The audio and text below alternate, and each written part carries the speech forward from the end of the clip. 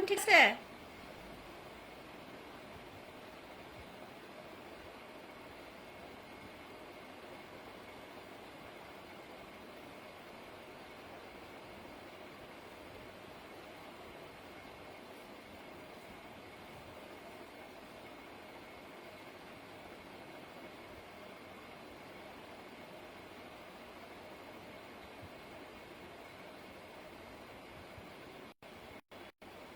এখন ঠিক আছে? শোনা যায়নি আমার সাউন্ড? হ্যালো হ্যালো, বুঝা যায় কথাগুলা? ওকে, শুভ সন্ধ্যা সবাইকে। আমি প্রথমে বন্ধুকে শুভেচ্ছা জানাই, স্বাগত, এবং এখানে লাইভে প্রোগ্রামে যারা এসছেন সবাইকে স্বাগত জানাই। তো আমি বন্ধুর আজকের এই লাইভ অনুষ্ঠানে প্রথম আমি আমার নিজের কবিতা বলার আগে আমি আমার পূর্ববর্তী দু একজনের কথা বলব। প্রথমত আমি এখানে এসে শিলচরে আমার যে সাহিত্য চর্চার শুরু, সেই শুরুয়াতে আমি প্রথম যাদের পেয়েছি তাদের দুজনের কথা আমার বলতেই হয়। তো আমি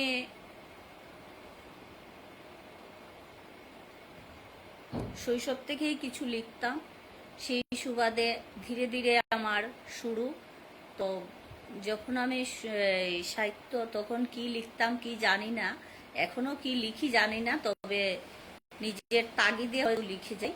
তো সেই থেকে আমার প্রথম যার সাথে শিলচরে এসে পরিচয় ছিল তিনি আমাদের ছবিগুপ্তা, ছবিদি, সবার প্রিয়জন ছবিদি ছিলেন। এবং বলতে পারি উনার সাহায্য সহযোগিতা, উনার হাত দিয়েই আমার সাহিত্য চর্চা এগিয়ে যাওয়া ছিল। তারপর আমি এই শহরের প্রবীণ কবি দেবেন্দ্র পাল চৌধুরী মহাশয়, উনি তখন যখন ওনার সাথে পরিচয় হয়, উনি তখন অসুস্থতা শয্যাশায়ী ছিলেন। তো হঠাৎ একদিন সাহিত্যের এই কার সাথে যেন পরিচয় হয়েছিল, তো ওনার সুবাদে উনি বলেছিলেন আমাকে যে চলো আমি তোমার একজন কবির সাথে পরিচয় করিয়ে দেই। তো উনি আমাকে দেবেন্দ্র পাল চৌধুরী বাড়িতে নিয়ে গিয়েছিলেন। আমার মনে আছে উনি তখন সেই দাস কলোনি ছিল, একদম স্যাঁতস্যাঁতে ভিজা, চারদিকে জলে আবর্জনা। তো ভিতরে একটা বাড়িতে উনি পুরনো কাঠের ঘর, সেই ঘরেই থাকতে। ওখানে প্রথম দেখা এবং শেষ দেখাই বলতে পারি, কারণ এর কিছুদিন পরেই তিনি প্রয়াত হয়েছেন। তখন তিনি আমাকে উনার লিখিত দুটি বই দিয়েছিলেন। তো আমি একটি ছিল পাতাবাহার, হয়তো নিশ্চয়ই শতদল উনার বা অন্যান্যরাও উনার এই বইগুলো, কবিতাগুলো পড়েছেন। তো আরেকটি ছিল শেষ বিকেলের পার্বণ। তো আমি প্রথমেই আমি উনার শেষ বিকেলের পার্বণ থেকে আমি দুটি কবিতা পড়ব, তারপর ধীরে ধীরে অন্যদের কবিতা পড়ব। কারণ এই উনার হাত থেকে সেই পাওয়াই হয়তো আমার প্রথম কোনো কবির হাত থেকে আমার ওনার নিজস্ব লিখিত কবিতার বই পাওয়া। তো ওনার শেষ বিকেলের পার্বণের কবিতা বিস্ময়। সূর্য তোমার রশ্মি মেখে ভুবন দীপ্ত করে, তোমার শক্তি নিত্য প্রকাশ বিশ্ব চরাচরে। তোমার ইচ্ছায় হে ইচ্ছাময়, সৃষ্টি স্থিতি মহাপ্রলয়, হে অপ্রেম হে বিস্ময়, ভেবেই মরি ডোরে। কেবা তোমায় জানতে পারে সখা ধনঞ্জয়, সেও হল রোমাঞ্চিত ভয়ে সবিস্ময়। তুমি কি সেই ব্রজবালক, রাখাল রাজা গধন চারক, অভিযুক্তির প্রধান নায়ক মাখন চুরির তরে।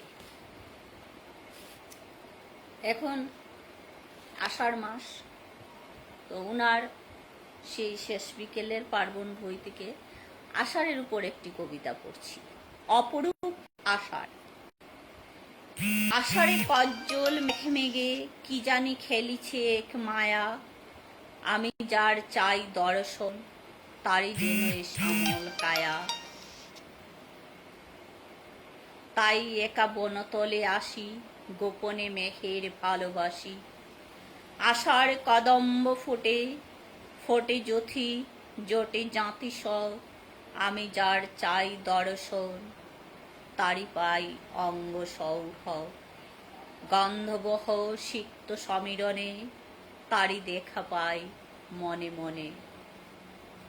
এখানে আমি দেখছি অনেকেই এসছেন, দুর্বাদেব, দুর্বাদী, বিজন বোস, তারপর জয়শ্রী, অনেকে এসছেন। তো আমি এখন কমেন্টের দিকে যাচ্ছি না, কারণ আমাদের সময় তো অনেক কম।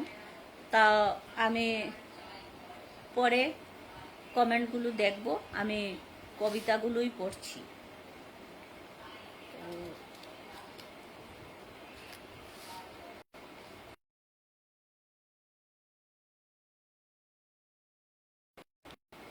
আমি নতুন যারা লিখে তাদের কবিতা প্রতি সময়, এবং পুরাতনদের আমরা অনেক সময় ভুলে যাই, তাই আমি একটু পুরাতনদের নিয়েই শুরু করলাম। তো আজকে আমি এটাই নিয়েছি যে আমাদের শেকড়, সেই শেকড়, যেহেতু শিলচর শহরকে অনেকে কবির শহর বলেন, এবং এখানে প্রচুর কবি আগেও ছিলেন এবং বর্তমানেও আছেন। তো যারা প্রয়াত হয়েছেন তাদের স্মৃতি এবং স্মরণ বলা যায়, তাদের মনে করেই আমি তাদের দু একটি কবিতা পড়ছি। তো এবার আমি যার কথা আমি বললাম যে না বললেই না হয়, যার হাত ধরে আমি প্রথম আমার সেই সাহিত্যের আঙ্গিনায় আসা বলতে পারি, এবং এ শহরের প্রত্যেকের সাথে পরিচিতি এবং ধীরে ধীরে অন্যত্র, তো সেই ছবিগুপ্তা ছবিদি, এবং ওনার হাত ধরে শুধু আমি নয়, অনেকেই পরিচিতি পেয়েছেন, অনেকেই জেনেছেন। এবং উনি বিশেষত, ওনার একটা জিনিস আমি লক্ষ্য করেছি, উনি ছোটদের খুবই উৎসাহ দিতেন, এবং সেই উৎসাহ আমরা সবাই পেয়েছি। শতদলও উৎসাহ পেয়েছে, বা অন্যরা যারা আছেন সবাই পেয়েছেন। এবং ওনার একটি সংগঠন ছিল, সেই little mag literary and cultural club. তো আমি যখন প্রথম শিলচরে আসি, সে সময় সেই কালচারের সঙ্গে যুক্ত হয়েছিলাম, এবং কিছুদিন সেই লিটল ম্যাগ অ্যান্ড লিটারারি কালচারাল ক্লাবের সম্পাদিকা হিসেবেও কাজ করেছি। তো ওনার পত্রিকা মা নিষাদ ছিল, মা নিষাদেতে প্রায় সবাই লিখেছেন। আর তো আমি ওনার দুটো কবিতা পড়ব। ছবিগুপ্তার ওনার প্রথম কাব্যগ্রন্থ ছিল কি কৃষ্ণচূড়ায় বসন্ত, এত।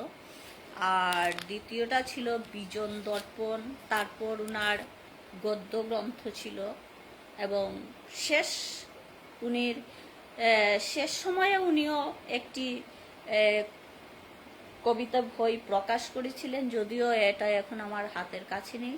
তো সেই প্রকাশে কিন্তু এক সময় আমি যেহেতু আমি প্রথমত আমি সাংবাদিকতাও করেছি এবং পরবর্তীতে আমি প্রেসের কাজ করেছি, কম্পিউটারের প্রিন্টিংয়ের কাজ করতাম। তো সেই সুবাদে আমি ওনার শেষ একটি বইয়ের কবিতাগুলোও কম্পোজ করেছিলাম। যাই হোক, তো আমি ওনার কবিতা পড়ছি। কবিতা কন্যা, কবি ছবি গুপ্তা। দোচোখে স্বপ্নের ছালোর শরীরে ফুটেছে গোচ্ছ গোচ্ছ কৃষ্ণচূড়া সুকন্যা কিশোরী। আমার দরজায় কড়া নেড়ে খিল খিল হাসির তরঙ্গ। দরজা খুললেই সে মেঘ ঘুরিয়ে উড়ে যায় রেল স্টেশনের দিকে। জ্যোৎস্নার ভর দুপুর। কিছু ডাকি, দৌড়ে যেতে যেতে বলে দেখা হবে সাগর। স্নানে গভীর রাতে দেখা হবে আমার 10 জন ভাইয়ের সাথে। আজ সাগর যাত্রার লগ্ন, মাতৃ অমৃত মন্থনের লগ্ন। এই শুভ লগ্নে ধ্বনিমন্দ্র সুবাতাসে বাংলা কবিতা গানের ললিত ঝঙ্কার। 61 মে রবীন্দ্র শতবার্ষিকী। সারা দেশ রবীন্দ্র স্মরণে ছিল প্রণত। 61 মে রবীন্দ্রনাথের মাতৃভাষা কবিতা কন্যা এই বরাকে ভাষা শহীদ কমলা কড়ানাড়ে দরজায়। এ কবিতাটি ওনার 19 মেকে নিয়ে লেখা এবং শহীদ কমলা ভট্টাচার্যকে তিনি কবিতা কন্যা হিসেবে ধরে নিয়েছেন। এখানে অনেকেই কমেন্ট করছেন দেখছি, তো সবাইকে আমি শুভ সন্ধ্যা জানাই।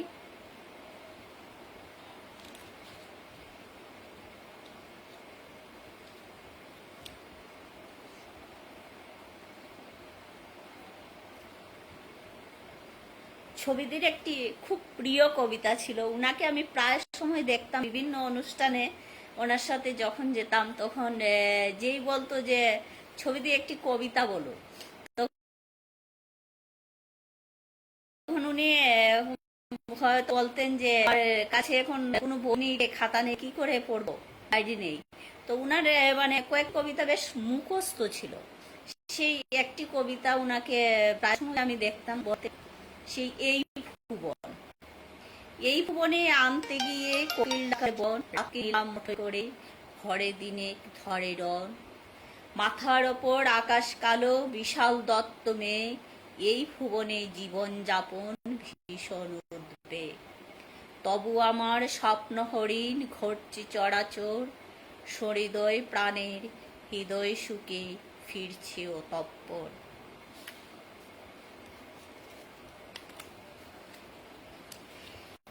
ওনার আরেকটি কবিতা পড়ে আমি অন্য কবিতায় চলে যাব। তো ওনার যে কাব্যগ্রন্থ থেকে ধন্যবাদ বিকাশ, কাব্যগ্রন্থ থেকে যে বিজন দর্পণ, সেই বিজন দর্পণের বিজন দর্পণ কবিতাটি পড়ছি। বিজন দর্পণ।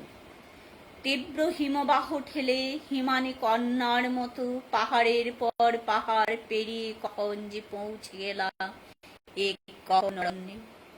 গহনে দাঁড়িয়ে তুমি সূর্যের কোসম ভোর, সেই থেকেই আমি মৃত্তিকায় প্রণত মুদ্রা রঙিন বৃষ্টিপাত। মনে কণ্ঠ পাখি ডাকা বাসন্তী বাতাস। তোমার কি মনে আছে সেই সব সুগন্ধি শৃঙ্গার, মধুবন মৌচাক নন্দিনী বিহার। এখন হরিশ্চন্দ্র দীনমান আর বেহুলা রজনী, চারপাশে শ্মশান চণ্ডাল, ঘোলা জলে মানদাস। শহর নগর গ্রাম দৃশ্য একাকার, কে কাকে উত্তাপ দেবে। সকলেই চেলা কাঠ ঠেলে সকলেই নীল সব ঘোলা জলে ভাসে, আমিও ভেসে যাই, ভেসে উঠি এক চর একা চর, খড়তপ্ত ধুধু বালুচর, বালু হাতড়ায়। তবু স্বপ্ন মরে না, স্বপ্নের ভেতর থেকে তুমি ডাক দিলে, বনানী পাখি ওড়াও, ঝর্ণা ঝরাও, তুমি চুপ করে থাকি। এখন আমি যে আর বনানী নই, শূন্য চর কিংবা জীর্ণ এক শহর, আছড়ে আছড়ে বিপর্যস্ত বিস্তর।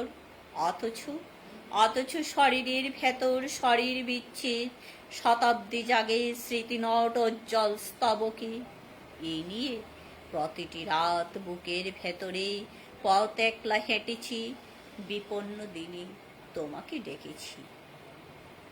এই যাবতীয় বিজন দর্পণে এক স্বচ্ছ তুয়া নদী, নদী টানে সব কিছু, ঘাটে ফেলে আমি ডুব দিই জলে, পাপবুদ নেই মনে, আমি গঙ্গা হয়ে যাই, গঙ্গা বয়ে যায়।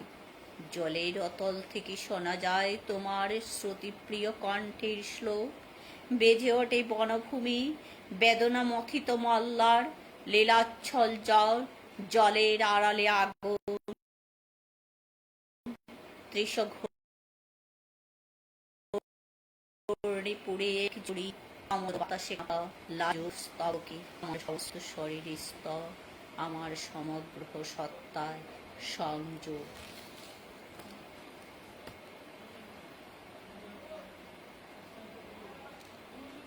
হ্যাঁ, অভিজিৎ দা, দিমাদি, ধন্যবাদ। এবার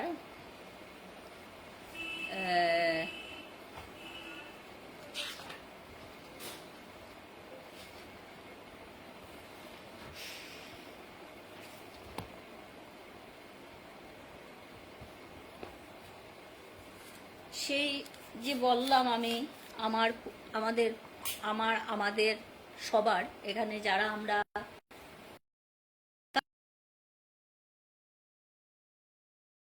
কাব্যচর্চা সাহিত্যচর্চা এই পূর্বসূরিদের প্রথমে স্মরণ করে নিচ্ছি। তো আমি সৃজনী নামে আমার একটি সাহিত্য পত্রিকা ছিল এবং আছেও বলতে পারা যায়, যদিও গত 1 বছর থেকে বিভিন্ন অসুবিধার কারণে আমি তা প্রকাশ করতে পারছি না সেটা। তো সেই কবিতার প্রথম সংখ্যায় কবি অনুরূপা বিশ্বাস একটি কবিতা লিখেছিলেন, আমি সেই কবিতাটা পড়ে শোনাচ্ছি। আলোর বাঁশি, আলোর চোখে দেহন হাসি, মাটির বুকে বানভাসি জল, অপছি পড়ে আটকে আছে বদ্ধ জলা, দমবন্ধ বন্দি মানুষ। মাত্র গতকালকে ছিল এমন ছবি, বন্যা এলো, কাঁদলো শ্রাবণ, এই ভাদ্রে কান্নাকাটি হঠাৎ হাওয়া। আলোর বাঁশি শুনছি পাগল মানুষগুলো, সব হারিয়ে ভাসছে তবু বেঁচে থাকতে চেয়ে। এই তো জীবন, নয় তো জীবন জলের ছবি।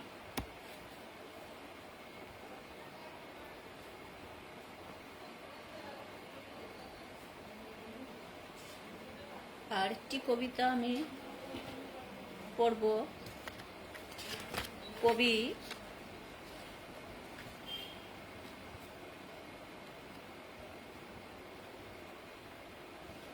করুণারঞ্জন ভট্টাচার্য।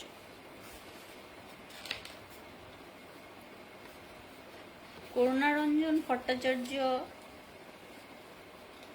আমি এখন প্রত্যেকটি বইয়ের নাম হয়তো বলতে পারবো না, কারণ এই যে বললাম যে ছবিদের একটা জিনিস ছিল, খুব স্মৃতিশক্তি ভালো ছিল, উনি ওনার কবিতা পর্যন্ত মুখস্থ রাখতেন, কিন্তু আমরা পারি না এখনো। এবং করুণাদাকেও আমি দেখেছি, করুণারঞ্জন করুণাদাকে দেখেছি আমি রবীন্দ্রনাথের অনেক বড় বড় কবিতা তিনি মুখস্থ করে রাখতেন।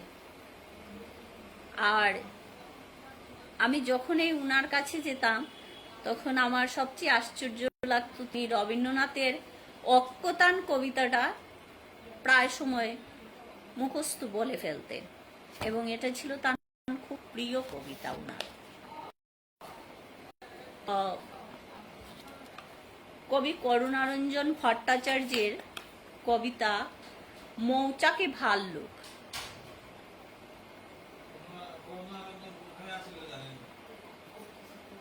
সূচনা শোকের ছিল ওই যে রকম, খপে খপে মধু নিয়ে মৌমাছি মৌচাকে সখী হয়ে থাকে বউ। দাঙ্গা দেশ ভাগে দক্ষের হল তারপর মধুর প্রত্যাশী।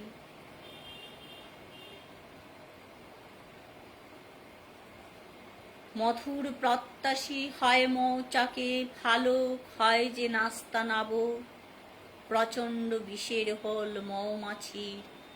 মধুর মৌচাক বানায় বিষের হল যাদের আছে সেই মৌমাছি। মধু আছে মৌচাকে বিষের হল, মধু আছে মৌচাকে বিষের হোল নেই। চিন্তাটা নিছক কাঁচা অর্বাচী টেনে নেয়। পাকা বুঝতে সইতে হয় পথ ভেঙে যেতে নানান পুনরাবৃত্তি কথার আমরা গাছি।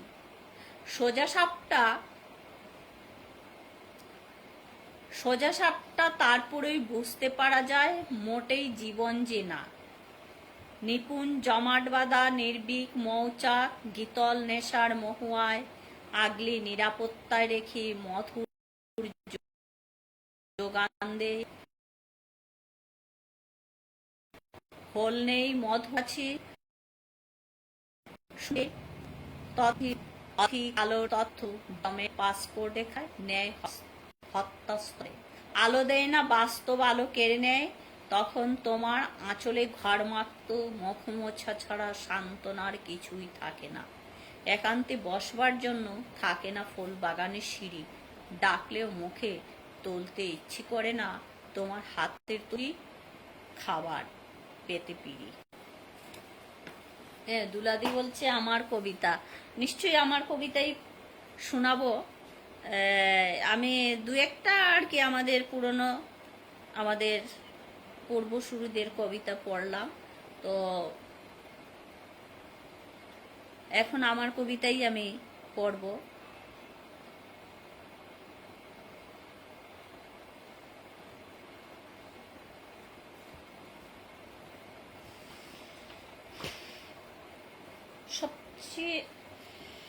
সবচেয়ে হয় কি, কবিতা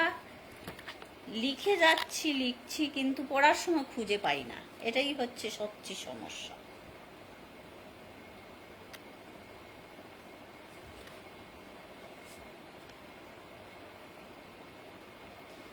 আমার গত 2020 সেই কি বলে করোনা কাল,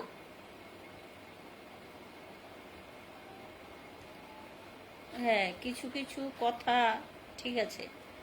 ছবিদির কথা তো বললে তো অনেকেই বলার, ঠিক আছে চেষ্টা করব যতটুক পারি। তো সেটা তো আমার কবিতা পড়বো না, ছবিদির কথা আর একটু এগিয়ে নিয়ে যাব। আসলে আমি কথা বলতে আমার একটু মানে কি বলি, হয়তো বা কিছুটা প্রবলেম হয়, একধারা কথা বলতে অভ্যস্ত নই। তো ছবিদির কথা শতদল বলছে ছবিদির সাথে ছিল কিছু কিছু কথা নিয়ে বলো। আচ্ছা, ছবিদির সাথে ছিল কথা বলতে, ছবিদির সাথে তো ছিল, ছবিদি সবাইকেই উৎসাহ দিতেন, আর বিশেষ করে ছোটদেরকে তিনি খুবই উৎসাহ দিতেন এবং বড়দেরকেও সেভাবেই উনার সাথে আমি যোগাযোগ দেখেছি। আর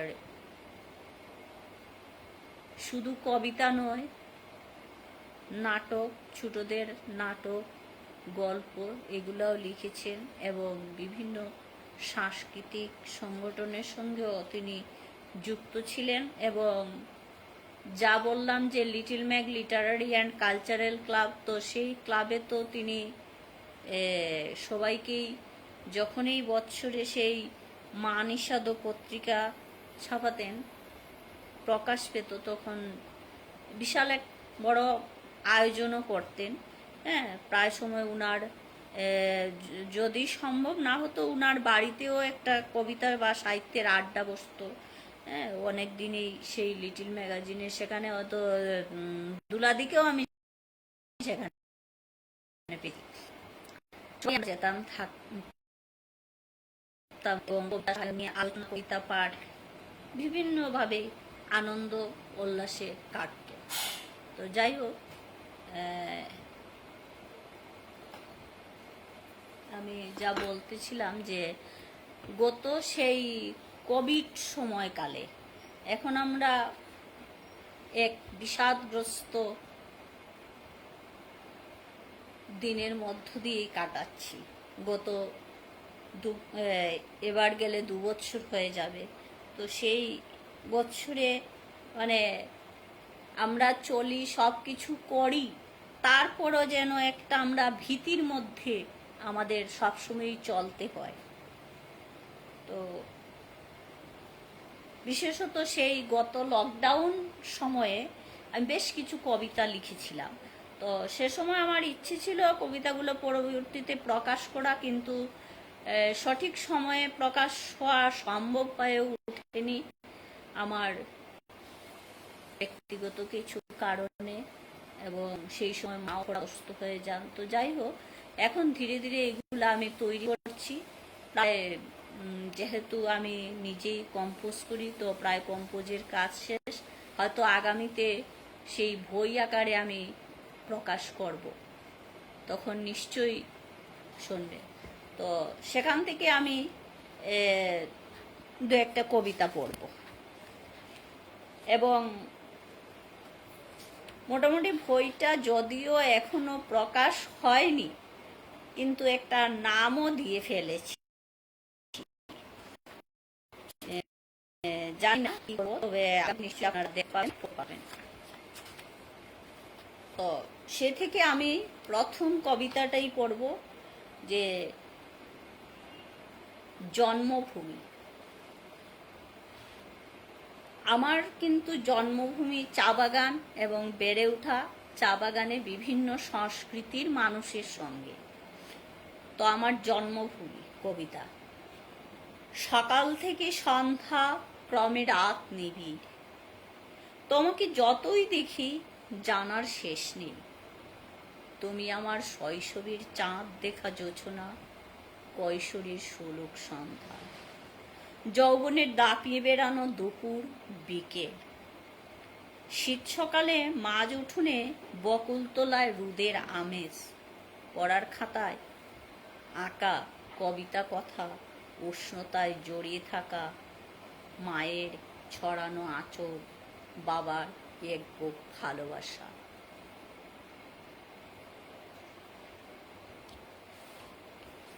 তখন ছোট সময় আমার একটা বেশ শখ ছিল বা আনন্দ বলতে, আমরা কি করতাম, এই শীতের সময় সকাল বেলাতে সেই রোদের আমেজে উঠোনে বসে পড়াশোনা করতাম।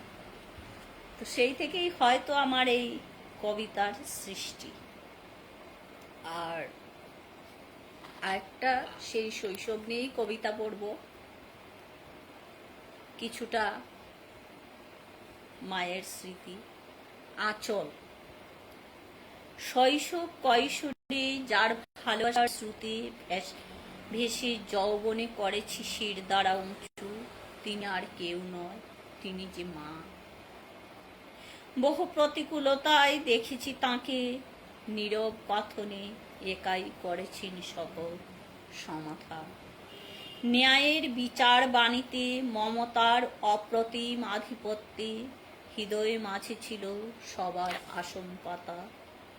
সমস্ত দুঃখ দারিদ্র আড়াল করে হাসি মুখে দিয়েছেন ভালোবাসার আঁচল ছড়িয়ে সন্তানের সুখে। প্রতিজনের অন্তরে বিনয়ের সুরে মমতার চেয়ে করেছেন সেবা কোমল স্পর্শ। বিষাদের সুর ছড়িয়ে শূন্যতার আঁচল জড়িয়ে নিল এক বুক ভালোবাসা, যে এক ভালোবাসা আর খুঁজে পাবো না কোথাও ভারাক্রান্ত হৃদয়ে, শুধু জড়িয়ে থাকবে স্মৃতির ছড়ানো প্রগাঢ়তা।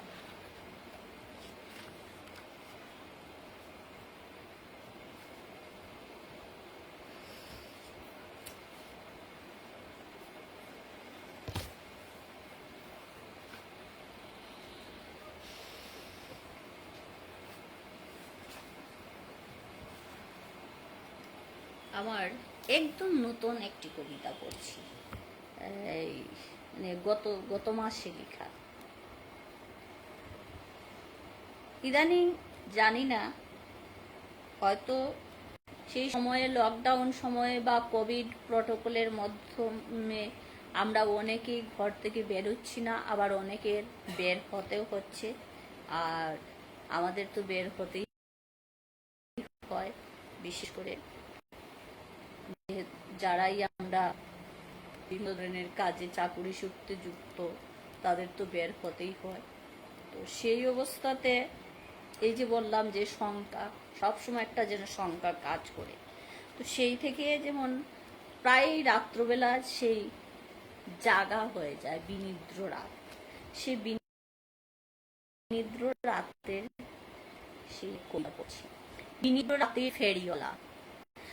আমি এক বিনিদ্র রাতের ফেরিওয়ালা, গ্রীষ্মের খরতপ্ত উঠোনে তৃপ্তির হাওয়া ছড়ায় শব্দময় সবুজ বাতাসে। দিনান্তের আকাশে লিখি রাতের স্বপ্ন শোক, আমার ঘুম ভাঙানি প্রজাপতিরা ওড়ে কুসুমিত ভোরের মাঠে। সচল নদীর বুকে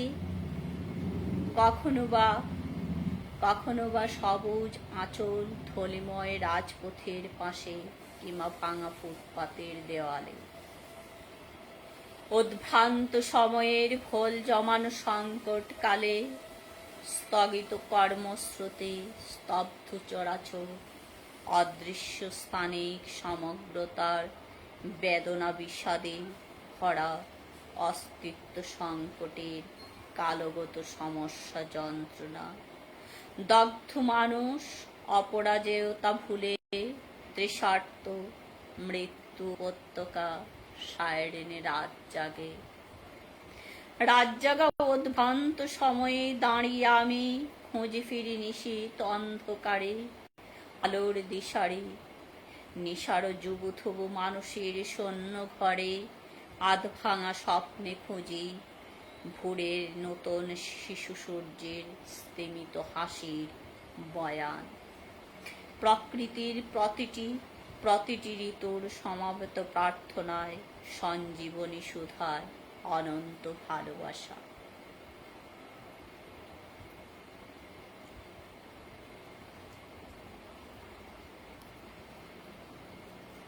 আমি কিন্তু অনেকেই কমেন্টস করছেন, কিন্তু আমি কমেন্টসগুলো এখন ফলো করছি না, কারণ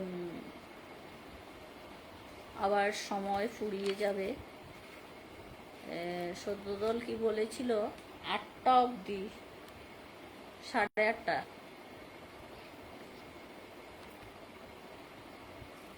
তাই আমি পরে কমেন্টগুলো আমি দেখব। এখন আমি কিছু কবিতাই শোনাই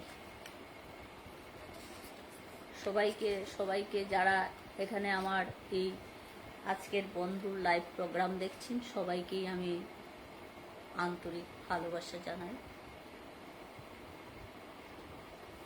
চেষ্টা করছি।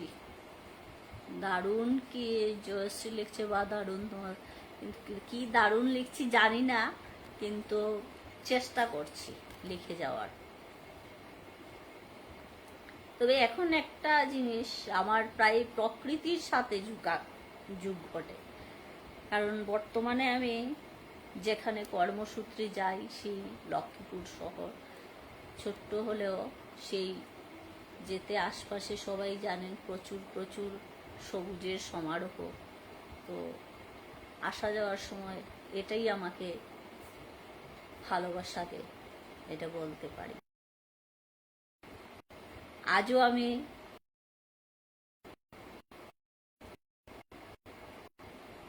সেই যখন দুটার শেষ লকডাউন কি বলে লকডাউন শুরু কারফিউ, তখন আমি আসলাম রাস্তায় দু একটি গাড়ি, কিন্তু সেই প্রকৃতির দিকে চেয়ে চেয়েই আমি চলে আসলাম। মোড় বদলাচ্ছে। ধন্যবাদ শতদল।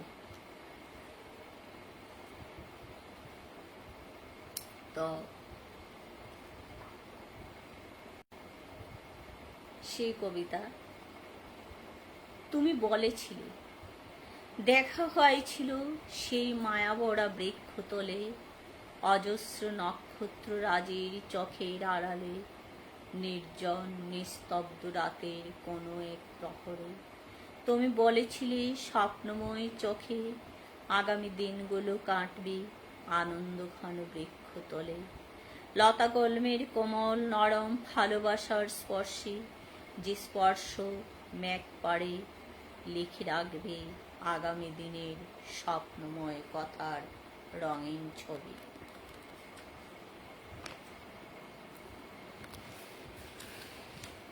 এই কবিতাগুলা, যে কবিতাগুলা পড়ছি, একদম একদম নতুন কিন্তু কবিতাগুলা।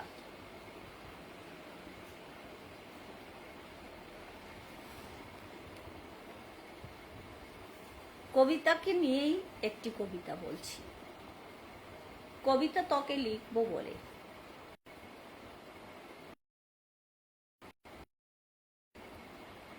কবিতা তোকে লিখবো বলে সাদা পাতায় এঁকে যায় কালো অক্ষর।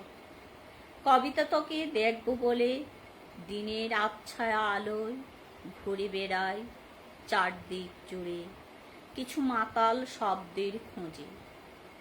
নিদ্রাহীন রাতের এক একটি প্রহর গণে আমি হেঁটে যাই অবাধে মাইলের পর মাইল, ঘুরে বেড়াই বনানীর সবুজ উঠানের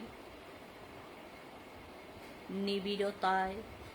রাত পেঁচাদের রকমারি কথা শুনে শুনে কখনো শুয়ে থাকি বৃষ্টি ভেজা নিঃশব্দ পৃথিবীর বারান্দায়। কবিতা তোকে লিখবো বলে সাদা রোল পাতায় যখন তখন রেখে যাই সাক্ষ্য।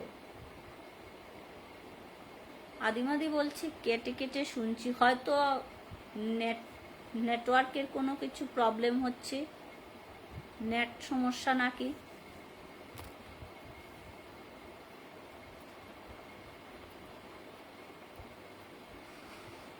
এখন ঠিক আছে কি?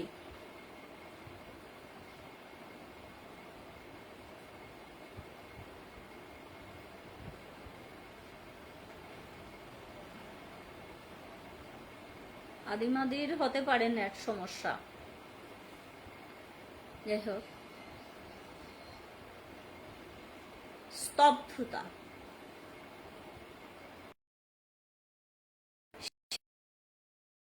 সেই স্তব্ধতাই এখন আমাদের জীব জুড়ে আছে। স্তব্ধতা, চারদিক জুড়ে আছে শব্দহীন মাঠের শূন্যতা। আসন্ন সংকটের ভাড়াতোড়ায় স্তব্ধ হয়ে আছে দিনের ওঠো। সহসা মৃত্যু ঝুঁকে দিন রাতের বারান্দায়। উদ্ভ্রান্ত মানুষ, উদ্ভ্রান্ত হাওয়া, নিঃসঙ্গ পূর্বপুরুষ, উত্তর পুরুষের ভিটে মাটি। শহর গ্রামে আকাশের নিচে অদ্ভুতে বিষাদে স্তব্ধতা।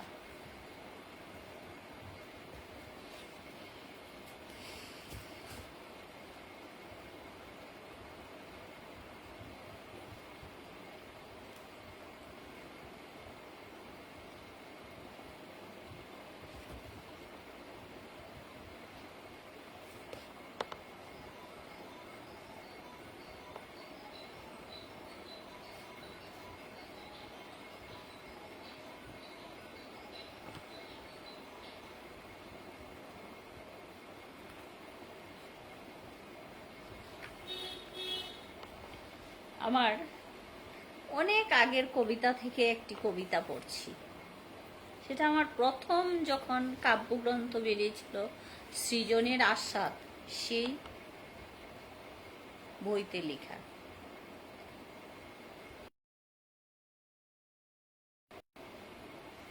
সেটা বিচার, পাখিদের মধুকণ্ঠী সকাল, বনগন্ধি কুসুম সবুজ সুবাস, তোমার হাতে গড়ে নেই অন্য এক জীবন ছন্দ।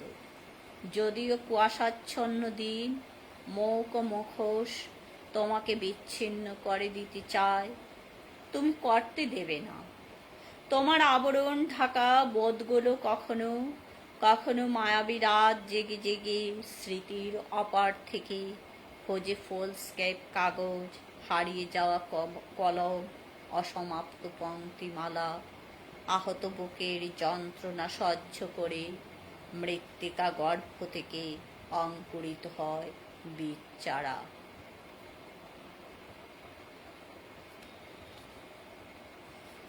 জয়শ্রী লিখছি কবিতায় কবিতায় একটা সুন্দর শান্ত অনুষ্ঠান। ধন্যবাদ জয়শ্রী। দুলা দিয়ে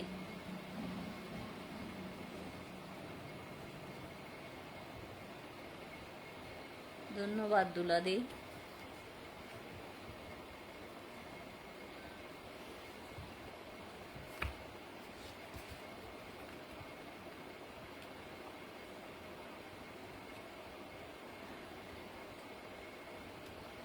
আচ্ছা, এবার আমি একটু অন্য ধরনের কবিতা পড়ি, আমার কবিতা নয় এটা।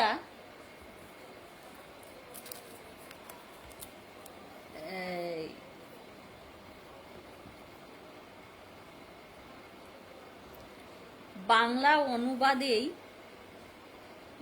বিশ্বের কবিতা, বিশ্বের তৃতীয় বিশ্বের শ্রেষ্ঠ কবিতাগুলোর মধ্যে সেই মার্কিন যুক্তরাষ্ট্র, ফ্রান্স, ইতালি, ওইগুলার মধ্যে একটা সেই ট্রান্সলেট একটি বই ছিল, সেখানকে আমি একটি কবিতা পড়ছি। কবিতাটা আমি দেখছি, মানে কবিতা আসলে আমরা যা দেখি, হয়তোবা আমাদের এই বিশেষত কবিদের সেই আমাদের পুরনো বা পুরাতন আদি সময়ের যে কবি লেখকরা লিখতেন, তাদের চিন্তাধারা এবং সেই সময় সেই ভাবনা, সেই প্রকাশ অনেক সময় আমাদের আমরা দেখতে পাই যে সময়ের পরিবর্তন হলেও কিন্তু চিন্তাধারাগুলা প্রায় সময় আমাদের কোনো এক জায়গায় যেন মিলেমিশে একাকার হয়ে যায়।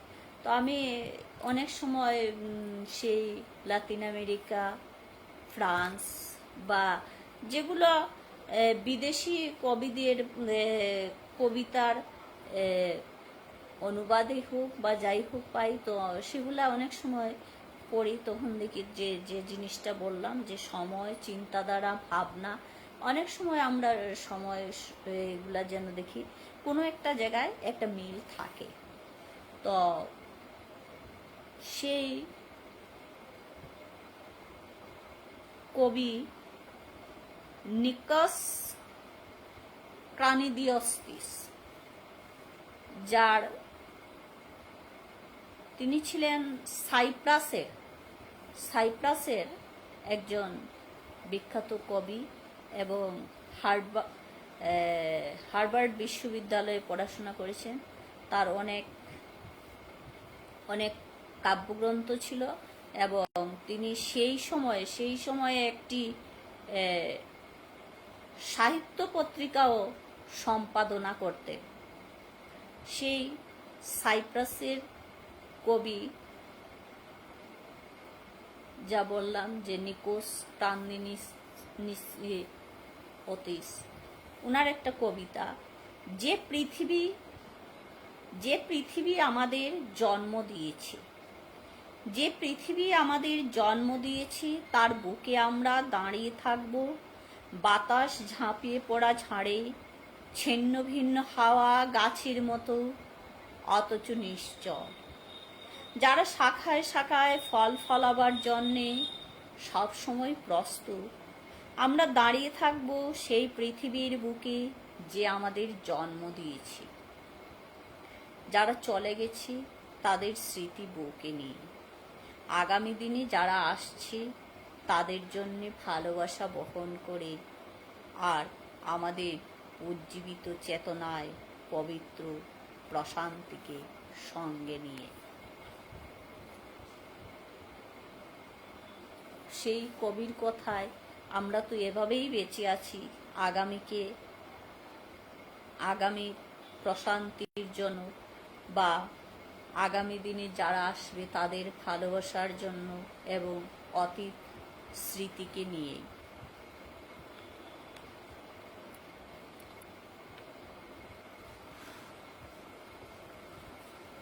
রূপরাজ বিস্তৃত পরিসরে বন্ধু এবার পা দিল দিন মাধ্যমে। ধন্যবাদ রূপরাজ দা। আরেকটি কবিতা পড়ছি ওনার।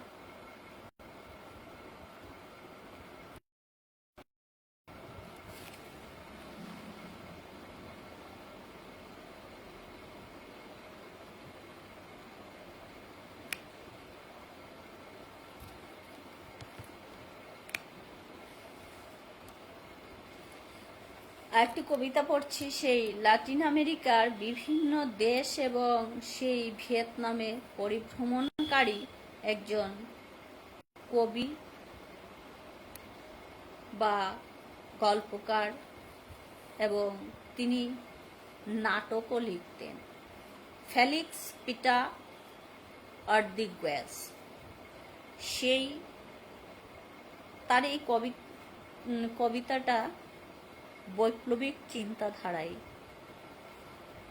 একটু একটু সামান্যতম বড় কবিতা। যাই হোক, রাইফেল নাম্বার 5766।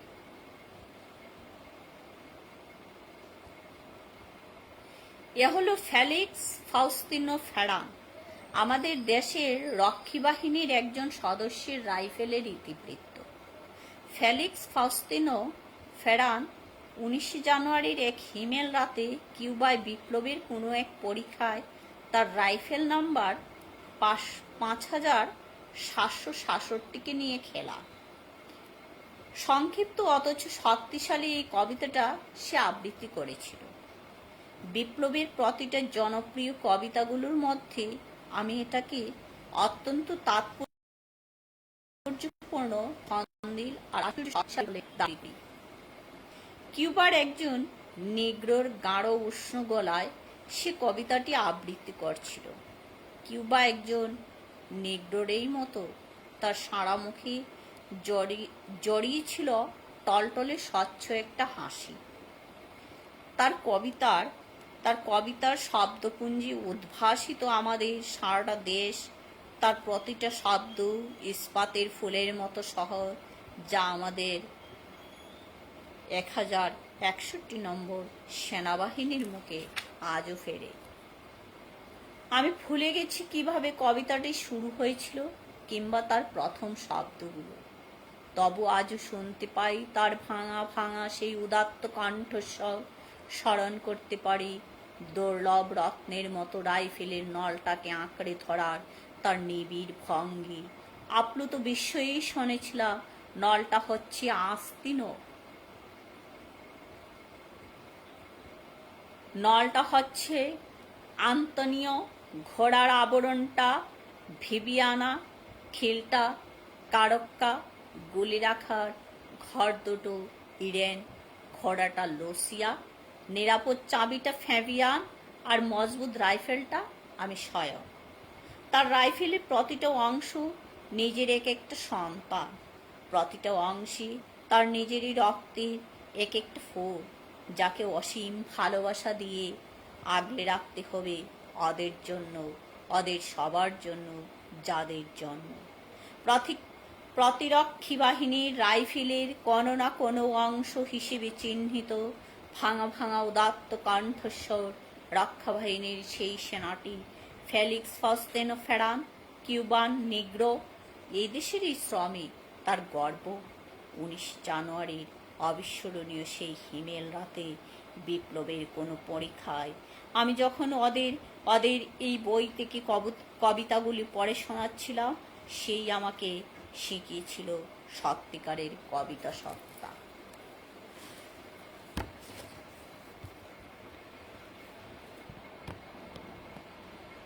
এটা এবার সময় হয়তো আর বেশি সময় নেই, 8:30 তো বেজে গেছে, কি করবো শতজন।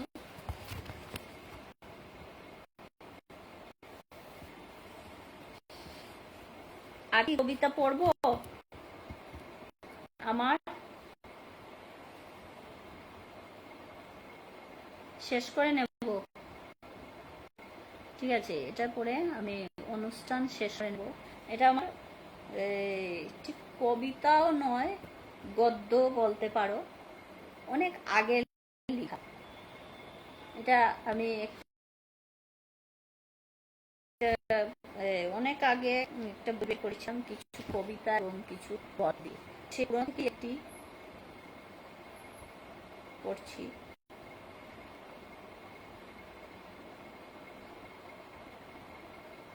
আমার কবিতাই পড়ছি। একান্তে পাশাপাশি দুটি বাড়ি, দুটি ঘরের মধ্যে চাঁদনিরা আলো হাসি চেয়ে আছে প্রকৃতিও। দুটি জানালা দরজায় কথা, পাশে প্রশস্ত সড়ক, নিস্তব্ধ জনশূন্য। বরাকের তীর ঘেঁষা ঠান্ডা বাতাস খোলা জানালা দিয়ে ঘরে প্রবেশ করে বাহিরের শিশিরের টোপটাপ শব্দ গা শিউরে নিচ্ছে। মাটিতে ছড়ানো পাতায় শিশির স্পর্শ, টপটাপ আওয়াজ, যেন রাতের গভীর ছুঁয়ে এমালাপে মত্ত সবুজ মন।